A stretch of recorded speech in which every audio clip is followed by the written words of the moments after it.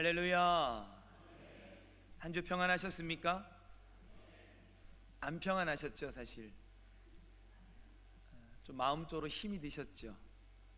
그런 모든 마음들, 이 모양 저 모양 가지고 나온 여러분들의 마음이 오늘 하나님을 예배함으로 회복되어지고, 오늘 하나님을 예배함으로 다시 한번 온전해지는 이 시간 되기를 주님의 이름으로 축복합니다. 우리 옆에 있는 분에게 그렇게 한번 인사하고 우리 말씀 듣도록 하겠습니다. 하나님이 하실 겁니다.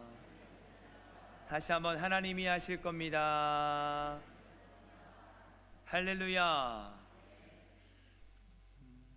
사무엘상의 말씀을 계속 묵상하면서 이 한나라고 하는 중심을 가지고 인물을 가지고 말씀을 계속 묵상하는데 제 머릿속에 생각나는 한 말씀이 있었습니다.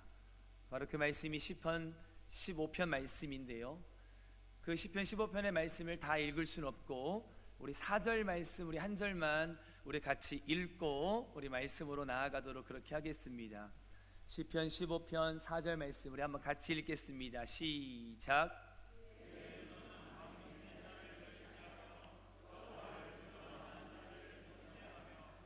그의 마음에 서원한 것은 해로울지라도 변하지 아니하며. 아멘. 영원히 흔들리지 않는 반석 같은 인생, 또 하나님과 교통하고 또 교제하며 아름다운 삶을 누리는 자들이 가져야 할 덕목이 있다면 바로 그것이 마음에 서원한 것은 해로울지라도 지키려고 애쓰는 마음의 태도이지 않을까라는 생각을 해봅니다. 우리가 인생을 살아가다 보면 우리는 정말 많은 것들을 약속하면서 삽니다. 가만히 관계를 한번 들여다보면은요, 꼭 하나님 앞에서 아니더라도요, 아주 단순한 시간 약속, 아주 사소해 보이지요. 또 그 외에 너무나도 크고 작은 약속들, 또 다양한 사람들과의 관계 속에서 되어지는 약속들, 부부간의 약속, 부모와 자식 간의 약속, 그렇게 보면 우리 모든 인간관계는 약속으로 이루어졌구나 라는 것을 생각해도 틀리지 않는 것 같습니다. 그런 의미로 생각해 보면 약속을 지키는 것은 인간이 살아가는 삶에 있어서 너무나도 중요한 덕목이겠다라는 생각을 하게 되는 거죠.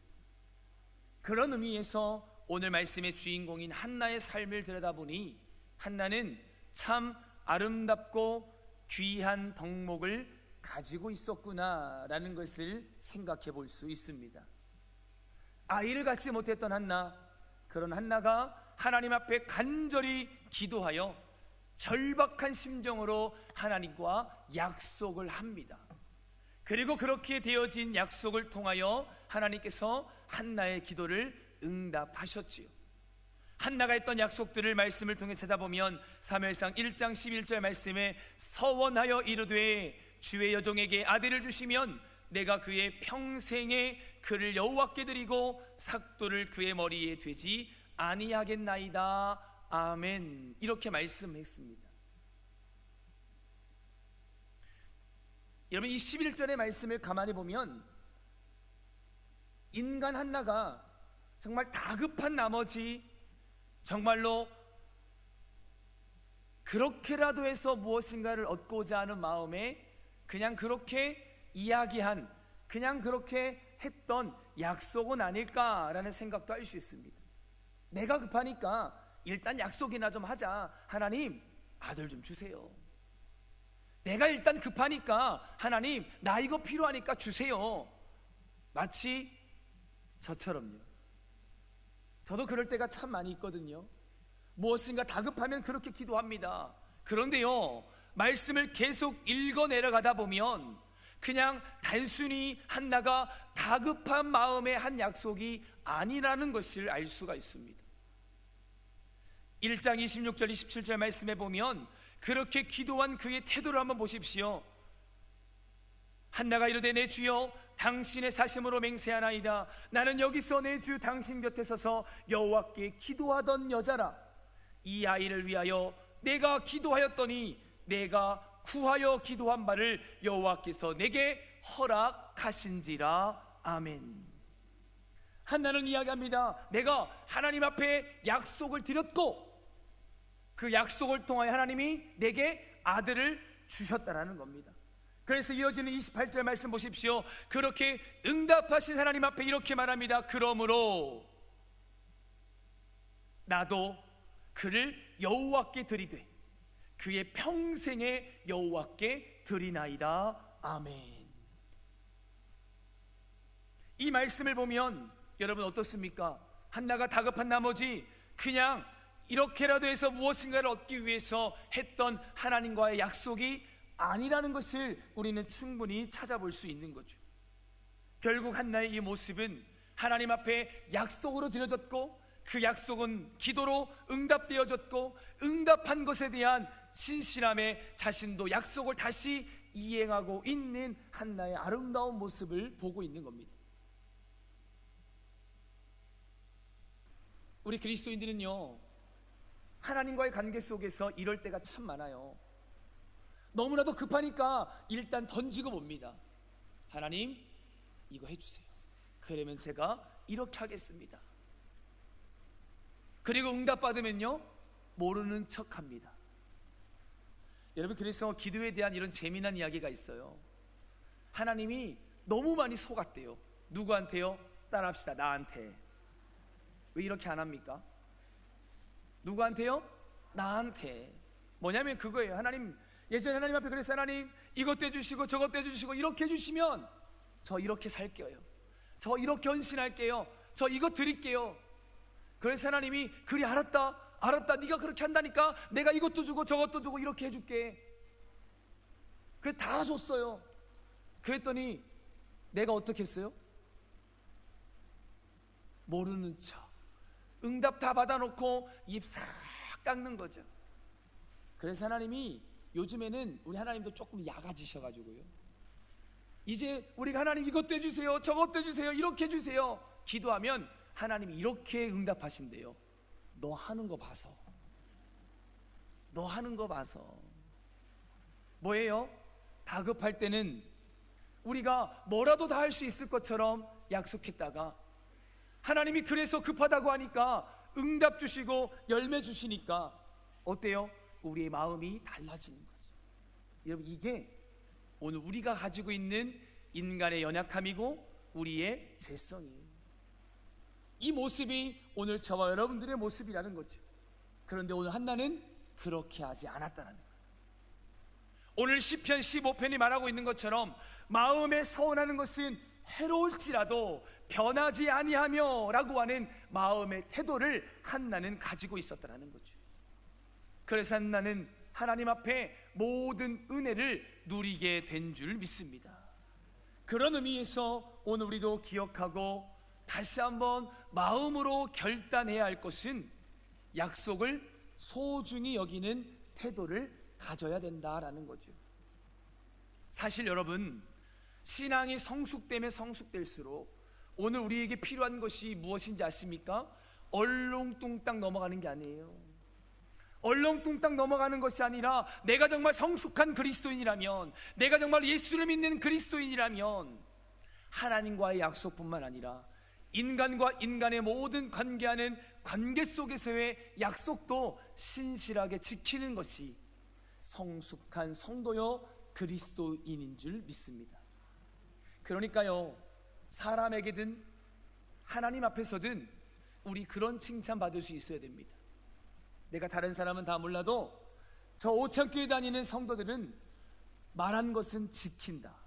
할렐루야. 뭐예요? 이런 신뢰가 우리에게 있어야 된다는 거죠. 바로 한나에게 그게 있었습니다.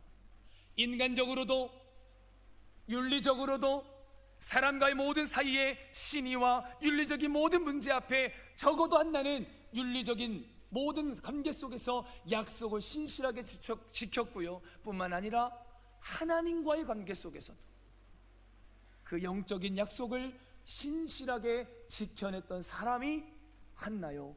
그런 한나의 모습을 오늘 우리는 배워야 될 줄 믿습니다.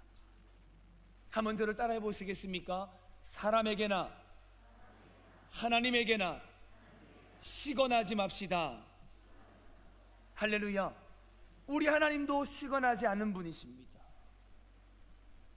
한번 약속했으면 그것을 지키기 위해 몸부림치는 신실함이 오늘 저와 여러분들에게 있기를 주님의 이름으로 축복합니다. 그렇다면 한나는 도대체 어떤 약속을 그렇게 신실하게 잘 지켰을까요? 크게 두 가지 약속이 있습니다. 그 첫 번째 약속입니다. 한번 따라 하겠습니다. 한나는 어린 사무엘을 실로로 떠나보냈습니다. 1장 24절 말씀에 보면 젖을 뗀 후에 실로 여호와의 집에 나아갔는데 라고 이렇게 표현되어 있습니다. 여러분, 젖된 아이 어때요? 너무 사랑스럽죠? 젖을 막 뗀 아이, 그 어린 아이 가장 예쁠 때 아닙니까? 근데 그 아이, 가장 사랑스럽고 가장 그 예쁜 아이를 떼어놓는 게 엄마 입장에서 쉬워요, 어려워요? 어려워요. 제가 항상 이야기해요. 사무엘이 한 사춘기쯤 됐을 때 그러면 너무 쉬워요. 왜? 차라리 안 보는 게 좋거든요, 그때는. 근데 오늘 한나는 보십시오. 그 신실하게 약속을 어떻게 이루어갑니까? 가장 사랑스러울 때, 마음으로 떼어놓기가 가장 힘든 그때, 그럼에도 불구하고 한나는 어떻게 했다? 약속을 신실하게 지켰다. 할렐루야. 여러분, 이게 귀한 거죠. 이것을 우리가 배워야 되는 거죠. 또 그런가 하면 두 번째는요, 따라하겠습니다. 한나는 자기 아들 사무엘을 위하여 매년 겉옷을 지어주는 정성을 보였습니다. 2장 19절 말씀에 보면 그런 표현이 되어 있어요. 우리가 읽은 본문입니다. 겉옷을 지어다가 그에게 주었다라고 되어 있어요. 엄마가 자녀에게 옷을 사주는 것, 지금 말로 바꿔서 설명하면 너무 당연한 이야기이지 않습니까? 그런데 오늘 한나가 행했던 겉옷을 지어주는, 여기서 말하는 이 겉옷은요, 출애굽기 28장 4절 이하에 기록되어져 있는 바로 아론이 제사장 직분을 행할 때 입었던 많은 옷들 중에 해당되는 그 겉옷과 똑같은 단어예요. 그러니까 그 겉옷을 지어다가 아론이 입었던 제사장 직분을 감당할 때 입었던 그 겉옷과 같은 옷을 늘 지어다가 해마다 사무엘에게 주었다라고 하는 것은요, 일상의 삶 가운데 필요했던 옷을 지어다 준 것이 아니라 그것을 지어다 줄 때마다 사무엘에게 말하는 겁니다. 너는 하나님께 귀하게 쓰임받는 제사장이 되어야 된다. 너는 네게 아니라 하나님의 것이다 라는 것을 사무엘에게 표현하고 있는 행위인 거죠. 한나가 사무엘을 그렇게 키워서 하나님께 드리는 이런 어떤 모습들을 보면서 정말 자녀 교육에 아주 중요한 두 가지를 발견할 수 있어요. 하나는요, 자식을 키울 때 내가 한번 어떻게 키워보겠다라고 안달복달하는 태도를 버려야 된다는 거죠. 여러분, 자식은 내가 잘 키우고 싶다고 잘 키워지는 게 아니라는 겁니다. 인정하십시오. 또 한 가지는 뭐예요?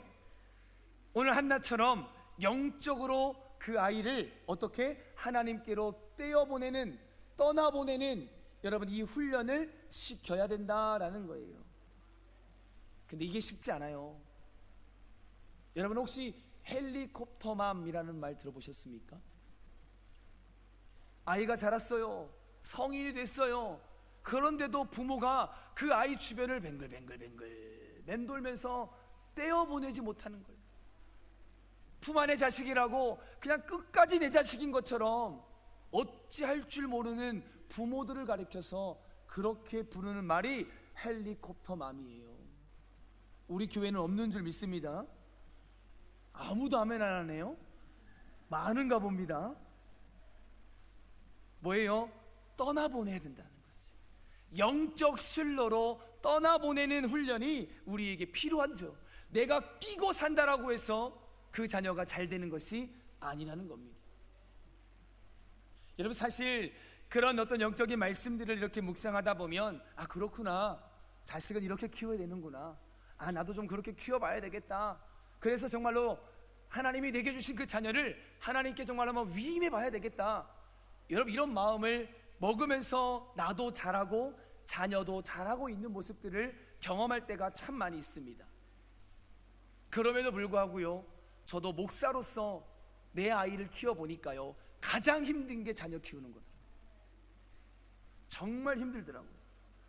저도 제 딴에는 한번 잘 키워보겠다라고요, 제가 가지고 있는 지식과 내게 있는 경험을 가지고 열심히 키웠어요. 나름대로 안달복달했던 적이 저도 있었어요. 여러분, 한번 생각해 보십시오. 목회자 가정이기 때문에 여러분, 이런 부담감이 저에게 없었겠습니까? 학교에서든 주변의 모든 인간관계 속에서든 특히 교회 안에서 목회자의 자녀로서 적어도 손가락질 받지 않는, 참 그래도 목사님 아들이 목사님 딸이 조금 다르다, 이렇게 보여야 한다라고 하는 그 책임감과 의무감이 사실 굉장히 컸습니다. 여러분, 그래서 인간적인 방법으로도 한번 잘 키워보려고 그렇게 했던 적이 있었다라는 거예요. 그런데 하나님이 어느 날 저에게 그거 네 거 아니야, 내가 너에게 준 선물이야, 이렇게 말씀하시는데 제가 진짜 이만한 망치로 머리를 하는데 꽉 맞는 기분이었어요. 그래서 제가 그때부터요 다 내려놨어요. 여러분, 근데 그러면서 하나님의 말씀을 쭉 읽는데 마태복음 6장 30절 말씀에 이런 말씀이 있더라고요. 오늘 있다가 내일 아궁이에 던져지는 들풀도 하나님이 이렇게 입히시거든 하물며 너희 일까 보냐 믿음이 작은 자들아. 아멘. 여러분, 너희 일까 보냐라고 하는 단어를 보는데요, 하나님이 저에게 이렇게 말하더라고요. 너희 자식일까 보냐. 하나님이 오늘 있다가 내일 아궁이에 던지는 들풀도 하나님께서 입히시고 이름 없이 날아다니는 새 한 마리도 함부로 떨어지지 않게 하시는 그 하나님이 하물며 권목사 네 자식을 내가 내버려 두겠느냐라는 거예요. 이 말씀을 읽는데 저에겐 큰 은혜로 다가왔습니다. 그러면서 누가복음 11장 13절 말씀에도 이렇게 기록되어져 있더라고요. 너희가 악할지라도 좋은 것을 자식에게 줄 알거든 하물며 너희 하늘 아버지께서 구하는 자에게 성령을 주시지 않겠느냐. 아멘. 여러분, 사실 목사인 제가 강단에서 늘 외치는 게 뭡니까? 성도 여러분, 성령 충만하십시오. 성도 여러분, 하나님께 모든 것을 맡기십시오. 성도 여러분, 하나님을 전적으로 신뢰하고 하나님을 전적으로 의지하십시오. 여러분, 이게 제가 늘 외치고 늘 강단에서 선포하는 말씀이지 않습니까? 근데요, 이게 저에게 너도 그렇게 안 하면서 너도 그렇게 지금까지 못했잖아, 여러분, 이런 깨달음을 하나님이 주신 거예요. 그래, 성령을 의지하라고 해놓고 나도 내 자식이 성령을 의지하여 성령의 모든 것 앞에 맡기고 그분이 모든 것들을 행하시고 그분을 의지하며 살아갈 수 있도록, 그래, 우리 아이들의 인생을 그분께 맡겨야 되는데 그분이 인도해 주실 건데 나도 그 성령님을 의심했구나, 나도 그렇게 의심하면서 내 방법과 내 뜻대로 그렇게 자녀들을 키우려고 했구나, 이런 모든 것들을 말씀 속에서 깨닫게 해주셨던 거죠. 그래서 제가 그때부터 진짜 다 내려놨어요. 그래, 하나님이 책임주신다는데 까짓거 지금 조금 방황해도 하나님이 알아서 하실 거고, 지금 잘해도 하나님이 또 알아서 하실 거고, 어떤 모양이든 어떤 자리든 하나님이 하나님의 선하신 뜻과 계획 속에 하나님이 사용하실 건데 그분께 맡기고 자식을 위해 그냥 기도하자. 눈물을 흘려야 할 때 그냥 눈물 흘리고 웃어야 할 때 그냥 웃으면서 하나님께 자식을 다 맡기자. 그래서 그때부터는요, 공부 안 해도 뭐라고 안 해요. 수학 4점 맞고 와도요 잔소리 한 번 안 했어요. 제가 성적이 점점 땅으로 내려가고 있어도요, 아무 말 하지 않았어요. 여러분, 근데요, 그때 하나님이 저의 옛날에 어릴 적 모습을 보게 하시더라고요.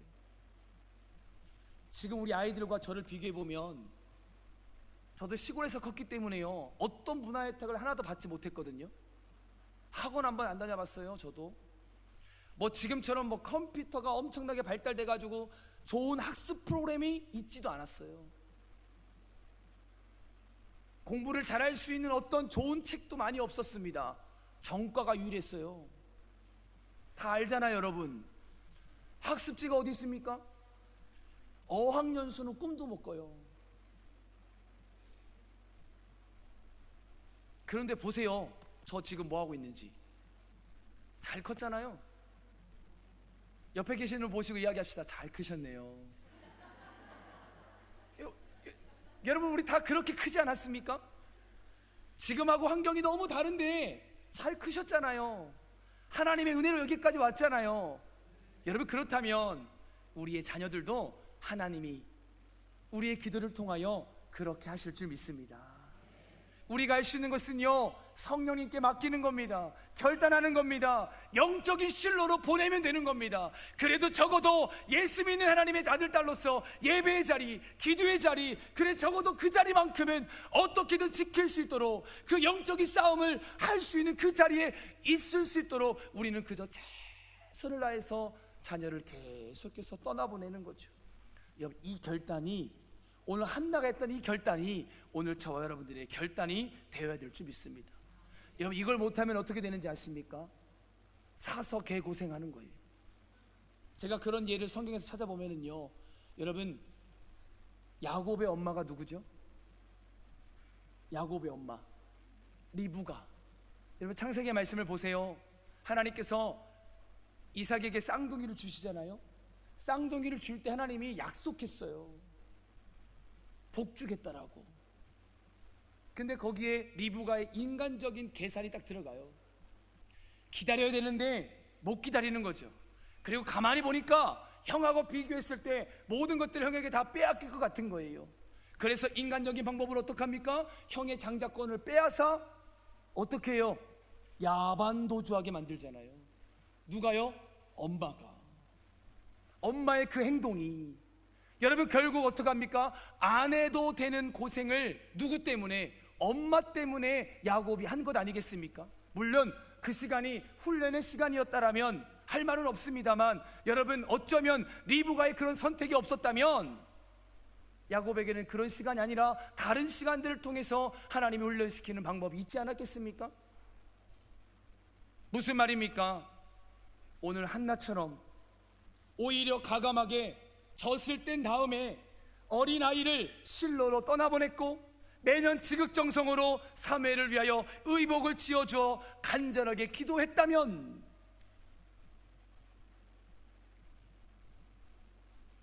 여러분, 이 모습이 만약에 야곱의 어머니에게도 있었다면, 그리고 여러분, 이 모습이 오늘 저와 여러분들에게도 있기를 주님의 이름으로 축복합니다. 여러분, 결국 어머니의 기도와 믿음 덕분에 사무엘은 어릴 때부터 잘 자랐을 뿐만 아니라 정말 그 시대에 아름답게 쓰임받은 하나님의 사람이 된 줄 믿습니다. 그렇다면 어떻게 하나님께 아름답게 쓰임받았느냐? 첫 번째, 성경을 보니까요, 따라합시다. 타락했던 사사시대와 다윗 왕시대 사이에 가구 역할을 잘 감당했습니다. 여러분, 사무엘이 그렇게 기도로, 그런 엄마 밑에서 자랐던 사무엘이 어떻게 쓰임받았습니까? 정말 타락했던 사사시대에서 이스라엘의 초대 왕이었던 사울, 그리고 두 번째 왕이었던 다윗 왕에 이르기까지, 여러분, 세대가 계속 교체되잖아요. 여러분, 세대가 교체될 때마다 나라가 어지러워요, 안 어지러워요? 어지러울 수밖에 없거든요.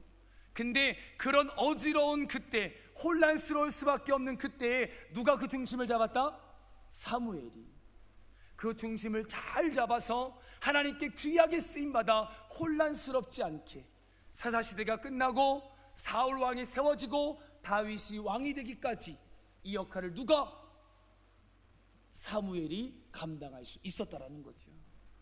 또 그런가 하면 사무엘이 감당했던 것을 따라하겠습니다. 영적, 심정적 측면에서도 하나님께 충성했습니다. 여러분, 그러니까 사무엘은요, 말씀을 이렇게 읽어 내려가다 보면은요, 항상 마음이 고든 사람이었어요.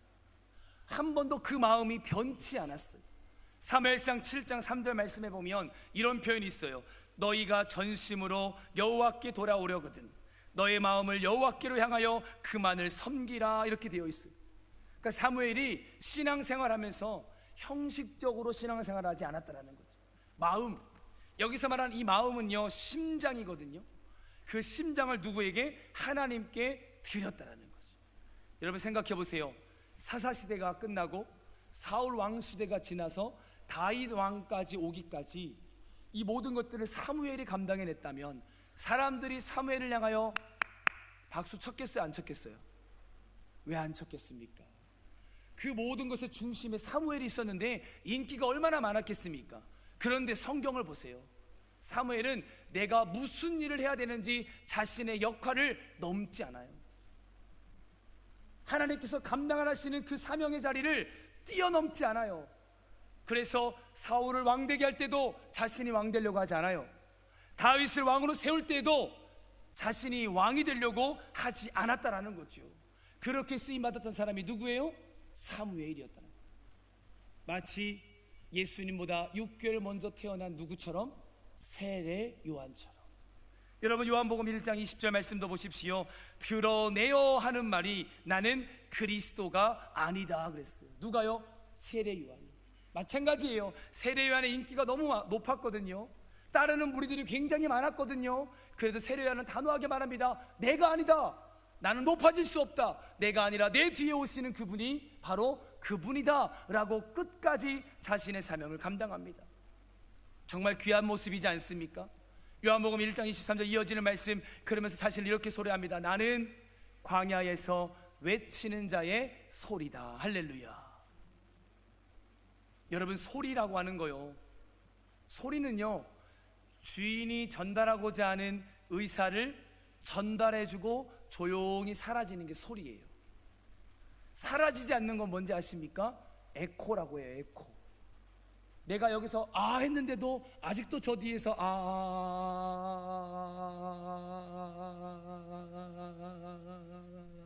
이게 에코예요. 소리와 에코의 차이가 이거예요. 이게 뭘 의미하는지 아십니까? 너무 중요한 메시지예요, 여러분. 세례 요한은요, 자신이 드러나서도 안 되고요, 자신이 높아져서도 안 되고요, 자신은 그저 내 뒤에 오실 예수님을 소개하고 사라지는 거예요. 왜? 소리니까. 에코가 되려고 하지 않았다라는 겁니다. 그냥 사라지는 것이 끝나는 거죠. 여러분, 제가 이 말씀을 묵상하는데요, 제 가슴 속에 정말로 많은 은혜가 있었어요. 그리고 제가 이렇게 한번 결단했어요. 하나님, 그렇습니다. 저도 하나님이 목사로 불러서 마지막까지 사명 잘 감당하여 하나님, 세례 요한처럼 사라지는 이 마지막 때에 선지자의 사명을 감당케 하여 주옵소서. 제 역할 딱 감당하고 미련 없이 소리 없이 사라지는 이 시대에 그런 목사가 되게 하여 주옵소서. 여러분, 제가 이렇게 이 말씀을 통해서 깨닫고 나니까요, 제 마음 가운데 어떤 생각이 드는지 아십니까? 다른 사람이 권혁진 목사를 이렇다 저렇다 판단해도요, 그게 하나도 저에게 거슬리지 않아요. 왜 그런지 아십니까? 저는 지금 하나님으로부터 위임받은 것을 힘써 소리로써 그 사역을 감당하고 있기 때문에, 내가 지나가고 난 다음에 누가 이러쿵 저러쿵 해도 결국 그 사람들의 평가가 나를 어떻게 할 수 없다라는 것을 제가 이렇게 결단하고 나니까 알게 되었습니다. 사랑하는 성도 여러분, 하나님께서 우리 각자에게 맡겨주신 소리의 역할을 우리는 감당하면 되는 거죠. 여러분, 그럴 때 다른 사람에게 신경 쓰는 것이 아니라 나에게 허락한 사명을 내가 감당하는 소리로서 그 일들을 다 할 때 우리는 진짜 행복한 그리스도인이 될 줄 믿습니다. 사랑하는 성도 여러분, 우리의 모습이 이와 같기를 간절히 소망합니다. 오늘 사무엘은요, 그렇게 단 한 번도 엄마의 기도로 세워져 아름다운 열매로 귀하게 쓰임받았던 사무엘은요, 단 한 번도 그렇게 내 사명이 무엇인가를 잊지 않았습니다. 절대 왕이 되려고 하지 않았습니다. 마치 세례요한처럼 광야의 소리로서 하나님께만 영광 돌렸던 그 모습이 사무엘에게도 있었다라는 거죠. 그러므로 여러분, 지금 이 마지막 때를 살아가고 있는 우리도 마찬가지입니다. 하나님이 우리 각자에게 맡겨주신 사명, 그걸 충분히 감당하는 기쁨을 회복하는 우리 모두가 될 수 있기를 주님의 이름으로 축복합니다. 그래서 사무엘의 길로, 또 세례 요한의 길로 나아가는 저와 여러분들이 될 수 있기를 주님의 이름으로 축복합니다. 여러분, 이 모든 것들을 여기까지 올 수 있도록 했던 이 한나의 씨름, 한나의 그 기도, 그 한나를 통해서 우리는 다시 한번 이것들을 결단해야 하는 거죠. 지난 4주 동안 한나를 중심으로 해서 우리는 많은 것들을 들었습니다. 많은 것들을 배웠습니다. 이제 우리는 다시 한번 결단해야 됩니다. 사무엘상에 기록되어진 한나의 그 이야기가 오늘 2024년 12월 8일 오늘 저와 여러분들에게 이렇게 말씀하고 있습니다. 이제는 네가 이 시대의 한나가 되어라. 할렐루야.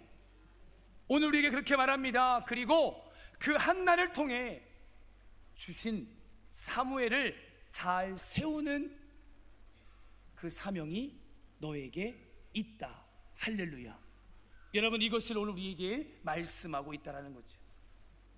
그러기 위해서 여러분, 우리가 다시 한번 전체 한나를 통해서 들었던 말씀을 정리해서 보면, 하나님과 영적으로 소통을 잘했던 한나처럼 우리도 끊임없이 하나님과의 아름답고 복된 소통을 통하여 하나님이 기뻐하시는 성도로, 하나님 기뻐하시는 교회로, 또 하나님 기뻐하시는 저와 여러분들의 가정 안에서 각자에게 주어진 사명을 믿음으로 잘 감당해서 정말로 가정의 행복, 그리고 또 행복한 우리 교회, 또 행복한 오창을 이루어감으로 사무엘과 같은 다음 세대를 잘 세우는, 정말 이 시대의 다음 세대와 함께 가는 행복한 우리 오창교회 공동체가 될 수 있기를 주님의 이름으로 축원합니다.